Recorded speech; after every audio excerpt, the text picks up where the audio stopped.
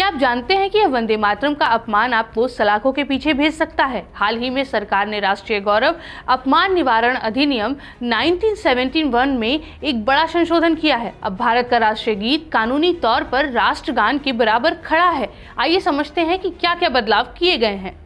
लेकिन सबसे बड़ी जानकारी है सजा को लेकर। नए नियम के मुताबिक अगर कोई व्यक्ति जानबूझकर वंदे मातरम के गायन में बाधा डालता है या फिर इसका अपमान करता है तो उसे अधिकतम 3 साल की कैद या जुर्माना या दोनों भुगतने पड़ सकते हैं। अगर कोई व्यक्ति यही अपराध दोबारा करता है तो उसे कम से कम 1 साल तक की जेल की सजा दी जाएगी। अब बात करते हैं प्रोटोकॉल की। अब तक वंदे मातरम के लिए खड़े होने का कोई सख्त नियम नहीं था, लेकिन अब किसी भी प्रोग्राम में इसके बजने पर सावधान की स्थिति में खड़ा होना अनिवार्य होगा। इसके सभी 6 छंदों को गाने के लिए 3 मिनट 10 सेकंड का नियम निर्धारित किया गया है।